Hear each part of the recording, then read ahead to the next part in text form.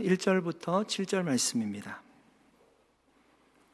여호수아 2장 1절부터 7절입니다. 말씀 교독으로 읽도록 하겠습니다.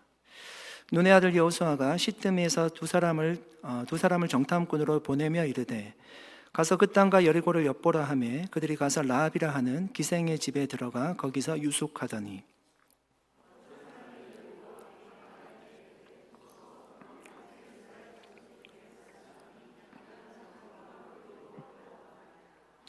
여리고 왕이 라합에게 사람을 보내어 이르되 내게로 와서 내 집에 들어간 그 사람들을 끌어내라. 그들은 이 온 땅을 정탐하러 왔느니라.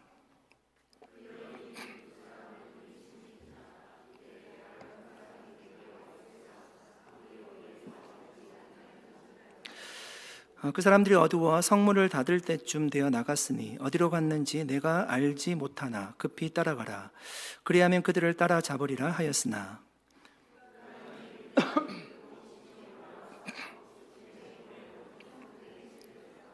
같이 읽겠습니다. 그 사람들은 요단 나루터까지 그들을 쫓아갔고 그들을 뒤쫓는 자들이 나가자 그 성문을 닫았더라. 아멘.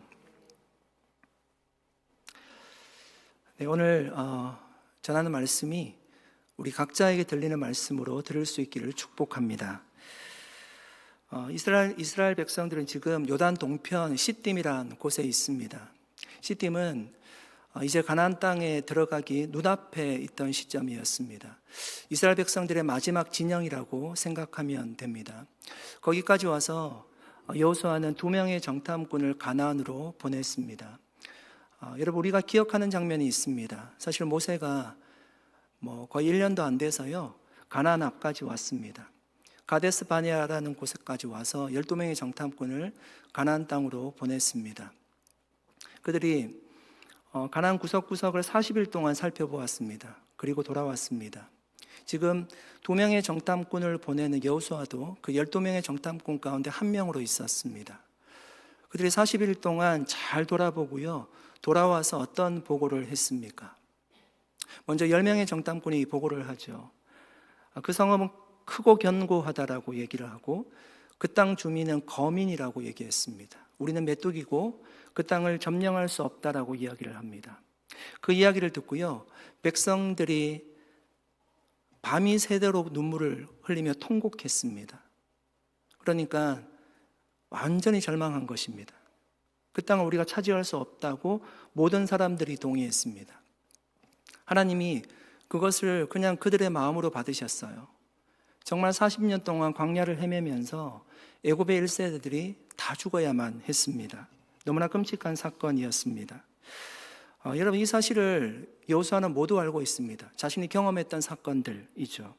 이제 다시 시딤에서 정탐꾼을 보내면서요 여호수아는 다른 방법을 택합니다.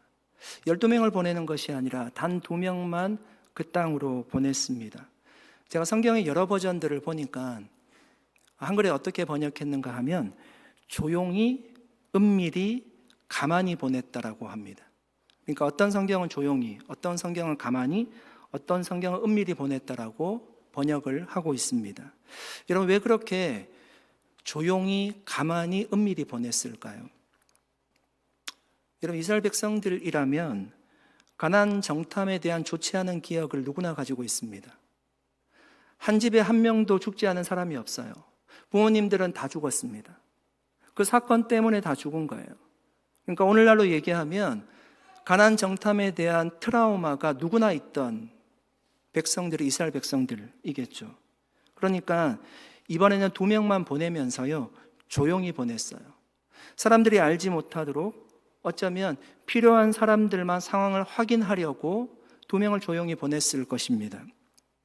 그래서 결국 2 사람만 정탐을 가게 되었는데 그 성에 가서 확인한 것이 있습니다. 이것이 그들에게 큰 확신을 주게 되었을 것입니다. 10명이 아니라 여러분 2 사람만 갔으니까 얼마나 더 두렵고 떨렸을까요? 그런데 여리고 성에 가보니까 하나님이 그 성에 이미 준비한 일이 있다는 것을 알게 됩니다. 그 성 안에서 하나님이 일하고 계셨음을 깨닫게 됩니다. 언제? 가나안 땅에 갔을 때. 정탐꾼들이 여리고에 들어갔을 때 예상하지 못한 한 사람을 만나게 됩니다. 바로 라합이라는 여인이었습니다.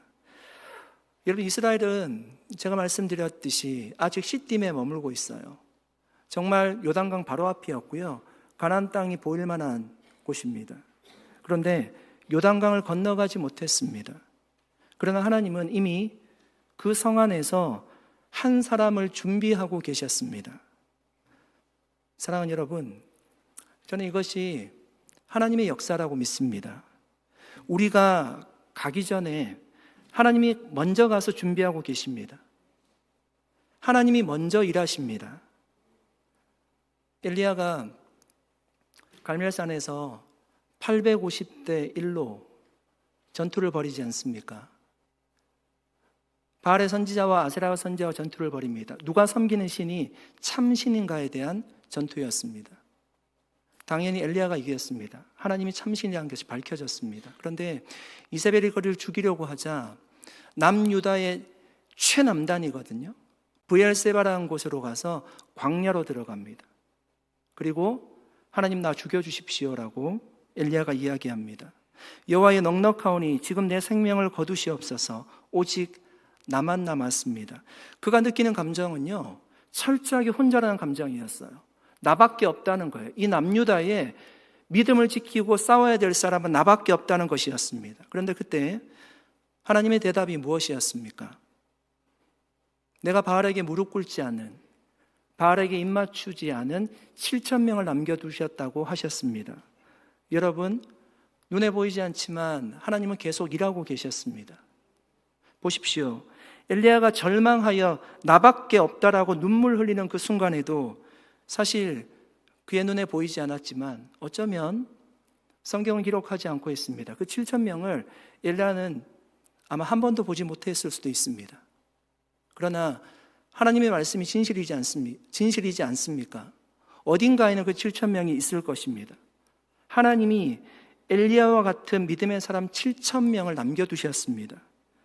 여러분, 하나님은 먼저 준비하시고 먼저 일하시는 줄로 믿습니다. 사도행전 16장에 보면 우리가 잘 아는 사건이 있습니다.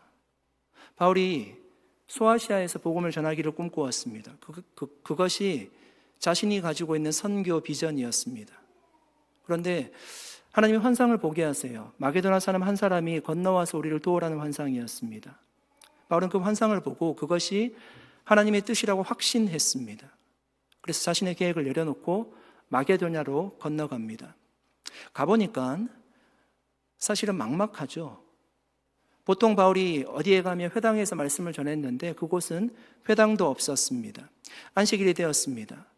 말씀을 어디서 전할까, 기도를 어디서 할까 고민하다가 강가로 나갑니다. 거기에서 복음을 전하는데 한 여인이 복음을 받아들이게 됩니다. 그녀가 바로 루디아라는 여인이었습니다. 성경은 그때를 이렇게 증언하고 있습니다. 사도행전 16장 14절 말씀입니다. 여러분 같이 한번 읽어보겠습니다. 같이 읽겠습니다.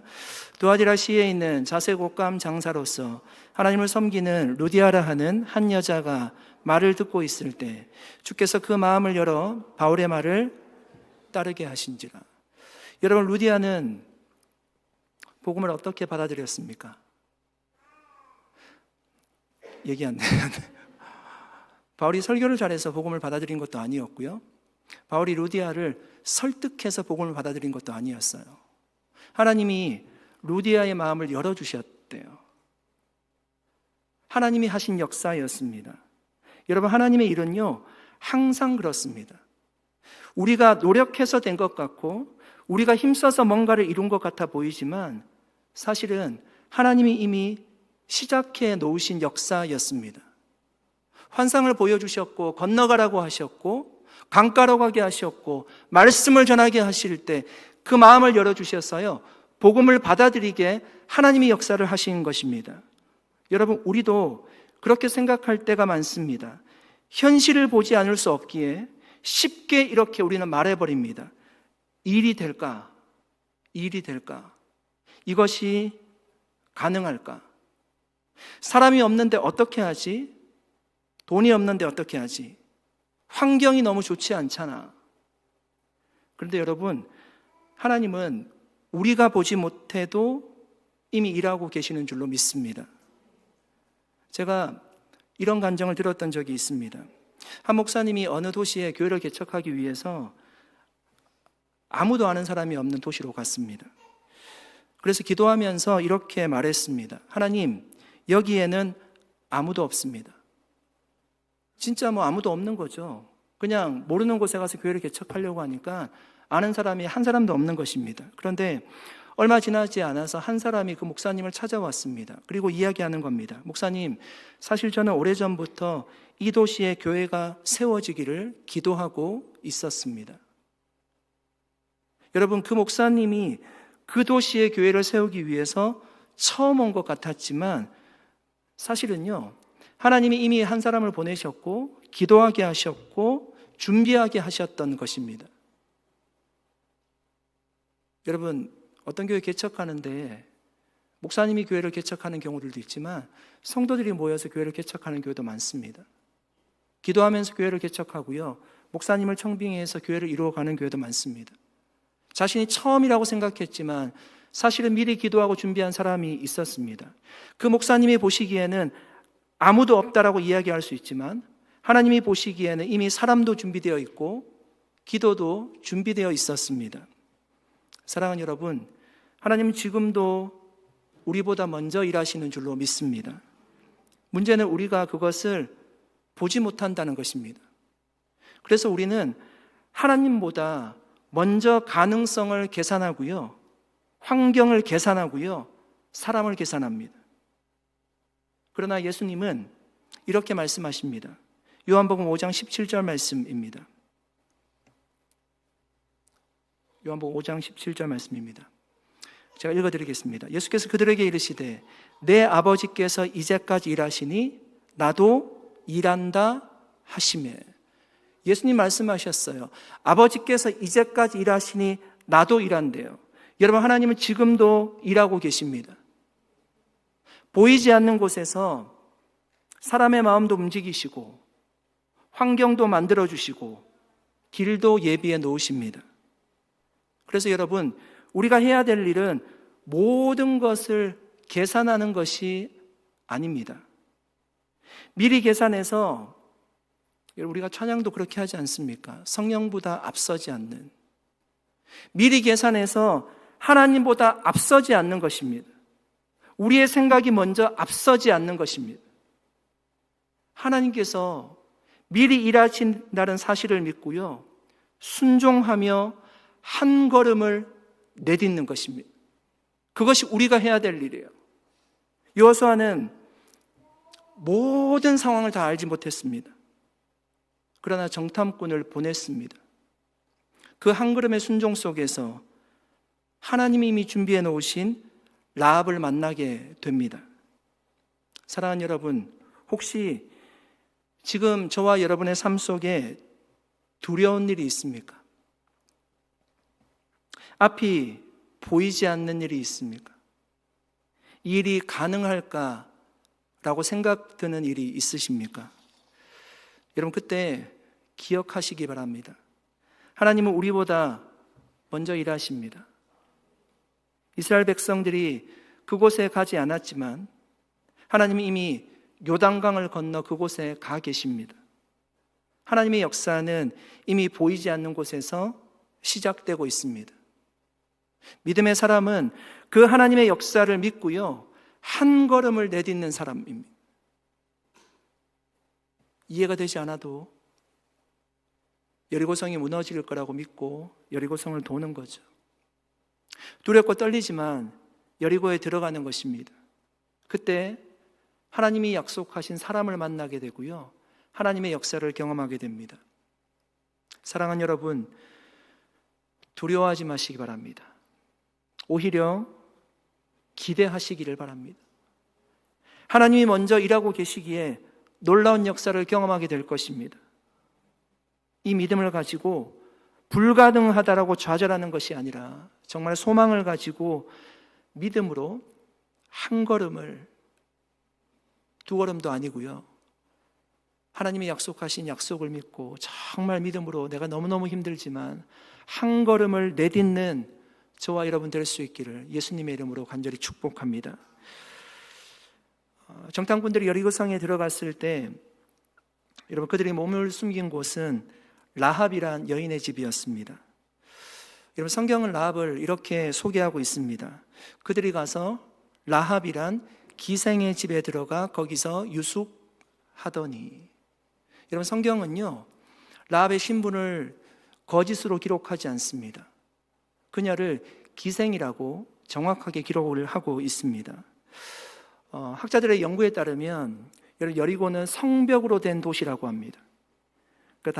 그 당시의 성벽은 적들이 침입해 오는 것을 단순히 방어하는 방어벽이 아니라 그 안에 집들이 연결되어 있는 구조였다고 합니다. 그러니까 성벽에 뭐가 있는가 하면 여행객들이 머물 수 있는 여관도 있고요, 숙소도 있고 장사하는 집들도 성벽 근처에 있었다는 것입니다. 그러니까 정탐꾼들이 여리고성에 가장 먼저 들어가서 라합의 집에 들어간 것은요 아주 자연스러운 일이었습니다. 제가 다음 시간에 좀 얘기를 드리려고 하는데 라합의 집이 여관 숙소를 했다는 학자들의 의견이 있습니다. 그러니까 그곳에 몸을 숨기는 것은요 너무나 당연한 것이었습니다. 그러나 이런 성경이 강조하는 사실은 정탐꾼이 들어간 집은 그냥 라합의 집이 아니라 기생인 라합의 집이었다라고 말씀하고 있습니다.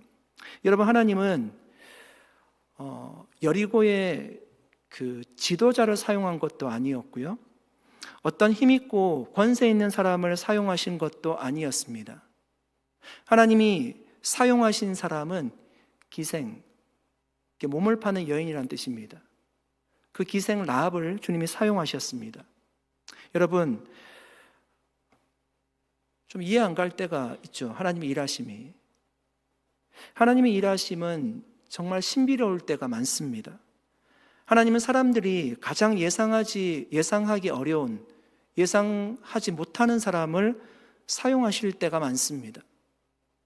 라합의 인생은 그 당시 사람들 어느 누가 보더라도 부끄러운 삶이었습니다. 당당한 삶은 아니었습니다.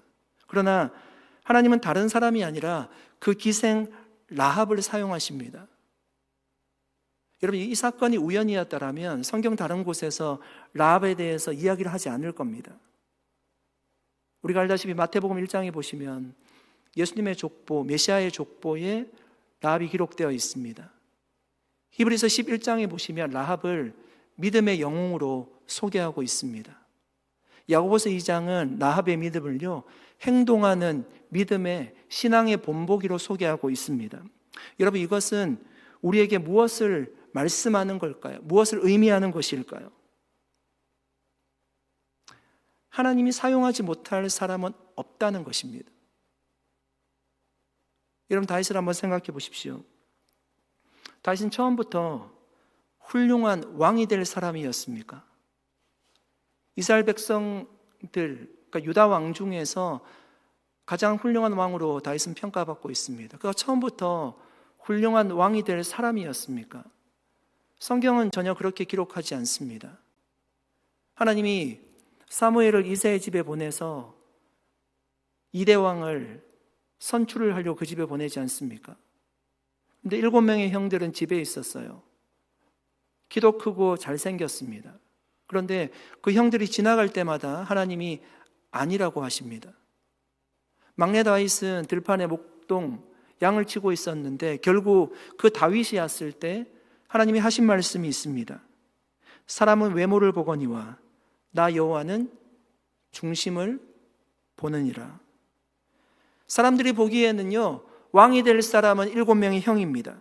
다윗은 가능성이 전혀 없는 사람이었습니다. 그러나 하나님은 그 소년을 통해서 이스라엘의 역사를 바꾸셨습니다. 여러분 사실 사도 바울도 자격이 있다고 말하기는 저는 어려운 사람이라고 생각합니다. 스데반을 돌로 죽이는데 가장 영향력을 많이 줬던 사람이지 않습니까? 예수 믿는 자들을 붙잡아서 감옥에 가두기도 하고 정말 예수님의 몸이라고 하는 교회를 무너뜨리려고 했던 사람입니다. 그렇게 핍박했던 사람이에요. 나중에 바울이 다메섹으로 가다가 예수 그리스도를 만났을 때 그 소식을 예루살렘 사람들에게 누군가 전하게 돼요. 그러니까 사울이라는 사람이 예수님을 만나서 완전히 변했다는 소식이 예루살렘에 들리게 됩니다. 사람들이 믿지 않습니다. 사울이 바울이 되어 온다라고 얘기했을 때 우리를 잡으려고 위선 가면을 썼다라고 생각을 하고요. 사람들이 두려워합니다. 그러나 정말 사도 바울은 변했어요. 그 핍박자 사울을 하나님이 택하셔서요, 이방인의 사도로 삼으셨습니다. 세상은 그를 살인자로 부를 때 하나님은 그를 나의 택한 그릇이라고 부르셨습니다. 하나님이 그를 사용하셨습니다. 제가 우크라이나 단기 선교를 2번 예전에 다녀왔었거든요. 그 우크라이나 갔을 때 알코올 중독 센터를 방문을 했어요. 그 선교사님이 그 여러 곳에서 사역을 하시던 분이었는데 어느 지역에서 그 알코올 중독 센터를 회복센터를 운영하시던 선교사님이었습니다. 여러분 알다시피 중독이라고 하는 것은 우리가 벗어나기 어렵기 때문에 중독이라고 하는 것입니다. 그 현장에 가보니까 이 사역을 해가지고 너무너무 정말 힘들어 보이는 겁니다. 거기에 들어가는 물질, 시간, 에너지가 너무나 힘들어 보이더라고요. 그러니까 제 마음에는 약간은 그런 생각했습니다. 아니 이제 같은 시간을 써가지고 선교를 하게 된다면 이 노력과 이 물질과 이 에너지를 그냥 일반 사람들에게 복음 전하는 데 사용을 하면 훨씬 더 많은 사람들이 예수를 믿을 수 있을 것 같은데 이런 생각을 잠깐 했었습니다. 우리의 눈으로 보면 정말 소망 없는 사람들 같아 보입니다. 그러나 선교사님은 예수님의 마음으로 사역하고 계셨습니다. 가장 소망 없는 사람들, 가장 아픈 사람들을 위해서 사역하고 계셨습니다. 그 알코올 중독에서 갱생한 한 사람이 목사님이 되셔서요, 그 선교센터를, 알코올 중독 센터를 담당하고 계셨습니다. 아주 감동적인 스토리였습니다. 여러분, 우리는 사람을 볼 때 어쩔 수 없이 우리는 눈을 가지고 있기 때문에 외모를 보게 됩니다. 조건을 봅니다. 배경을 봅니다. 경력을 보고요, 과거를 봅니다. 그리고 이렇게 속으로 평가합니다. 저 사람은 좀 어렵겠다. 저 사람은 변화되기 힘들겠다. 이런 생각들을 마음에 하게 됩니다. 그러나 여러분, 하나님은 다르게 보십니다.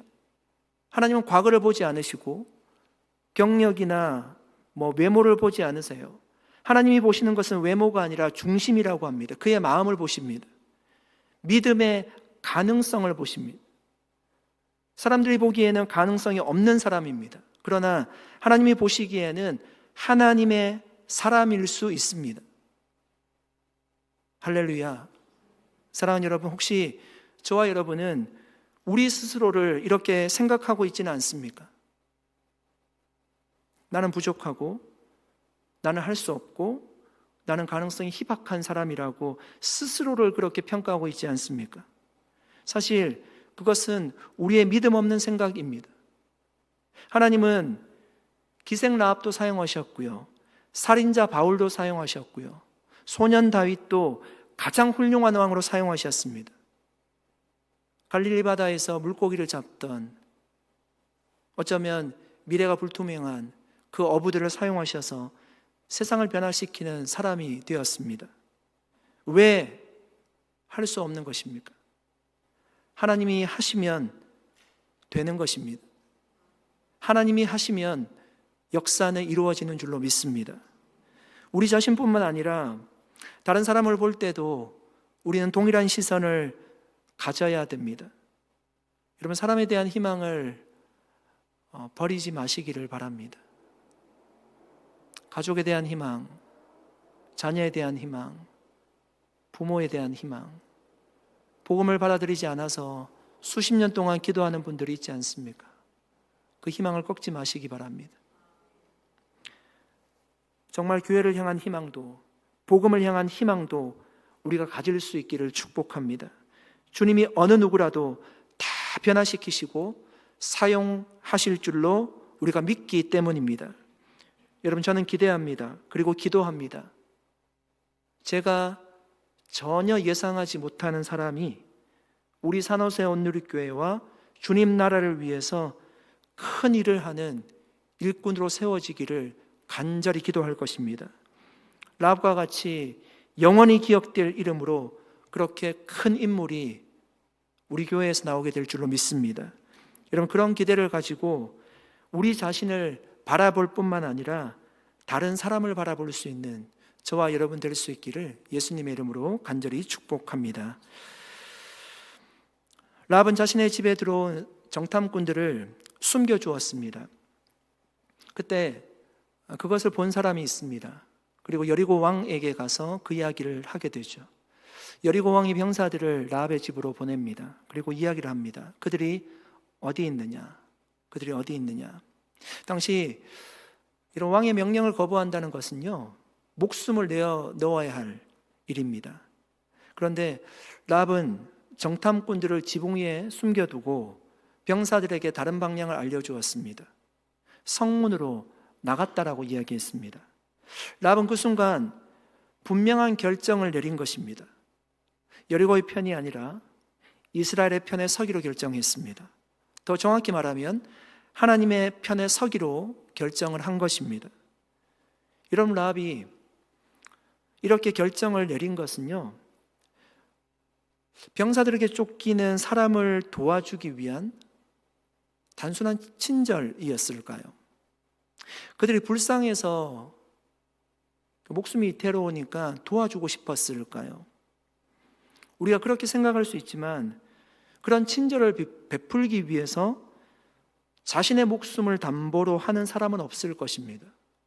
그러니까 누군가를 돕기 위해서 아무리 급박하지만 내 목숨을 담보로 도와주기는 어려울 것입니다. 성경은 라합을 어떻게 평가하는가 하면 그의 행동이 믿음이었다라고 평가합니다. 그래서 히브리서 11장 31절에는 이렇게 설명하고 있습니다.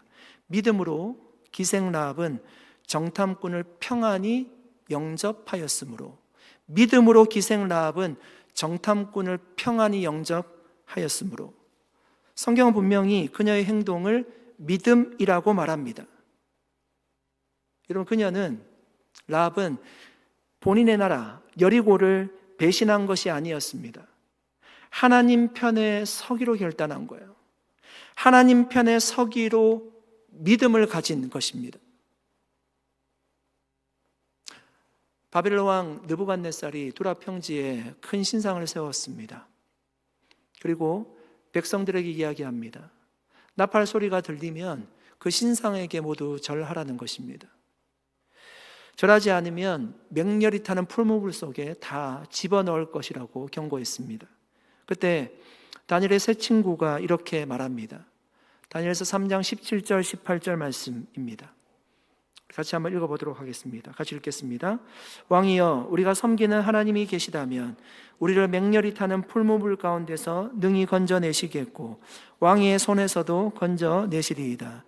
그렇게 하지 아니하실지라도 왕이여, 우리가 왕의 신들을 섬기지도 아니하고 왕이 세우신 금신상에게 절하지도 아니할 줄을 아옵소서. 여러분, 이것이 저는 믿음이라고 믿습니다. 하나님이 반드시 나를 지켜주실 것을 믿는 거예요. 그러나 그렇게 하지 아니하실지라도 무슨 말입니까? 손해가 있어도, 핍박이 있어도, 희생이 있어도 이 길을 가겠다는 것입니다. 이것이 여러분 진짜 믿음이지 않습니까? 라합도 똑같은 경험을 했습니다. 혹시라도 발각이 되면요, 어려움에 처해질 뿐만 아니라 목숨이 끊어질 수 있어요. 반역죄로 죽게 될지라도 하나님을 선택한 것입니다. 그것이 라합의 믿음이었습니다. 여러분은 믿음이 무엇이라고 생각하십니까? 라합의 믿음은 여러분 생각이나 감정에 머물러 있지 않았습니다. 라합의 믿음은요, 행동하는 믿음이었어요. 위험이 따를지라도 하나님을 선택했습니다. 여러분, 오늘 우리의 삶에도 비슷한 순간들이 얼마나 많이 있습니까? 목숨을 담보로 하는 일이 우리에게는 없을지라도 하나님의 말씀을 기준으로 우리가 선택해야 될 것이 얼마나 많이 있습니까? 그때 여러분 믿음을 선택하고 있습니까? 정직하게 살면 손해를 보는 순간들이 찾아옵니다. 신앙을 지키면 불편해지는 순간들이 있습니다. 세상 방식으로 하면 훨씬 편한 순간들이 있습니다. 그때 하나님은 우리에게 질문하십니다. 너는 어느 편에 설 것이냐고 주님이 물으십니다. 제가 신학교 다닐 때 목회자 청빙에 대한 다양한 이야기가 있었습니다. 다 좋지 않은 이야기들입니다. 그런 일이 일어나나 싶을 정도 일들입니다. 불법적인 일들입니다. 그때는 그런 이야기를 들을 때 그것은 좀 특별한 일이라고 생각했습니다. 그러니까 약간 이상한 목사님들이 하는 행동들로 생각했습니다. 그런데 정말 부끄럽지만 현실은 그렇지 않았습니다. 청빙을 하는 교회도 돈을 요구하고 청빙을 받는 목사도 돈을 주고 청빙을 받는 그런 교회가 적지 않습니다. 신앙의 양심을 내려놓고 출세의 길이라고 생각을 하면 그렇게 선택을 하는 것입니다. 작은 교회일수록 더 그렇습니다. 자녀의 대학 진학을 위해서 위장 전입을 하는 분들은 없습니까? 목회자만 그렇겠습니까? 대학 입시를 위해서 거짓으로 포트폴리오를 만드는 분들은 없습니까? 세금을 줄이기 위해서 다운 계약서를 쓰는 분들은 없습니까? 이런 일들도 제가 생각할 때는 적게 일어나는 일은 아닐 것입니다. 예전에 교역자 청빙 인터뷰를 제가 한 적이 있습니다. 면접관 중 한 명으로 제가 들어갔습니다. 그런데 이력서의 내용이 허위로 기재된 것이 발각이 되어서 정말 좋은 분이었는데 탈락한 분도 계셨습니다. 사랑하는 여러분, 믿음은 단순히 교회에 오는 것이 아닙니다. 믿음은 단순히 기도하는 것도 아닙니다. 믿음은 결정의 순간에 하나님의 편에 서는 것입니다. 그것을 생각만 하는 것이 아니라 행동으로 옮기는 것입니다. 라합은 바로 그 결정을 한 거예요. 그 결정이요, 가정을 살렸고요, 그녀를 위대하게 만들었습니다. 그 한 번의 결정이 그녀의 인생을 완전히 바꾸었습니다. 사람들에게 손가락질을 받던 기생 라합이 믿음의 사람이라 불리게 되었습니다. 그리고 결국 예수님의 족보에 이름이 기록되었습니다. 사랑하는 여러분, 하나님은 오늘 우리에게도 같은 질문을 하십니다. 너는 유혹의 순간에 어떤 편에 서겠느냐? 넓고 안전한 길인 세상의 편에 서겠습니까? 여리고 성민들이 섰던 그 길에 서면 자신의 생명을 지킬 수 있고 또 안전한 길일 것입니다. 그 길에 서겠느냐? 아니면 좁고 위험한 하나님 편에 서겠느냐? 믿음은 위험이 있어도 손해가 있어도 하나님 편에 서는 것입니다. 하나님은 언제나 그 믿음의 결단을 통해서 역사를 이루어 오셨습니다. 사랑하는 여러분, 오늘 우리의 삶 속에서도 라합처럼 믿음의 결단을 요구하는 때가 있습니다. 여러분, 그때 믿음의 결단을 할 수 있기를 축복합니다. 그 믿음의 결단을 통해서요, 하나님은 우리의 삶 속에서도 새로운 역사를 이루어 가실 것입니다. 아멘 소리가 작으시잖아요. 네. 저한테도 부담되는 말씀이고요, 어려운 말씀이지만 제가 그렇게 살라고 말씀하는 게 아니라 하나님이 그렇게 우리에게 부탁하십니다. 믿음의 편에 서면 반드시 하나님께서 승리하게 하실 것이고, 우리가 생각하지 못했던 놀라운 일들, 하나님만이 하실 수 있는 일들을 우리에게 경험하게 하실 것입니다. 그 정말 유혹이 있고 내가 편한 길을 가고 싶을 때 얼마나 그것이 우리에게 당근과 같이 느껴집니까? 달콤한 사탕과 같이 느껴집니까? 그렇지만 그때에도 우리가 신앙인으로서 믿음을 굽히지 않고 하나님이 원하시는 길을 선택할 수 있는 우리 모두가 되셔서 하나님이 보여주시는 크고 놀라운 일들을 경험할 수 있기를 예수 그리스도의 이름으로 간절히 축복합니다. 기도하겠습니다. 살아계신 하나님, 감사드립니다. 오늘 함께 하나님의 말씀을 나누었습니다. 하나님, 두 명의 정탐꾼이 여리고성에 정탐을 하러 들어갔습니다. 두렵고 떨리는 마음으로 들어갔을 것입니다. 그러나 그곳에서 하나님이 준비한 사람을 만나게 되고 하나님의 역사를 경험하게 됩니다. 이미 그 성이 하나님 일하심을 듣고 두려워 떨고 있다는 것을 확인하게 되고 결국 하나님의 일하심을 목격하고 돌아와 정말 여리고성을 점령하게 됩니다. 하나님, 우리에게도 두렵고 떨리는 순간이 찾아올지라도 우리가 주님이 원하시는 믿음의 길을 걸어가는 우리 모두가 되게 하여 주시옵소서. 오늘 그 믿음을 가지고 하나님 앞에 기도하게 하셔서 하나님의 놀라운 역사를 경험하는 기도의 응답을 받는 기도의 시간, 응답의 시간 될 수 있도록 함께하여 주시옵소서. 감사드리고 예수님의 이름으로 기도드리옵나이다. 아멘. 우리 함께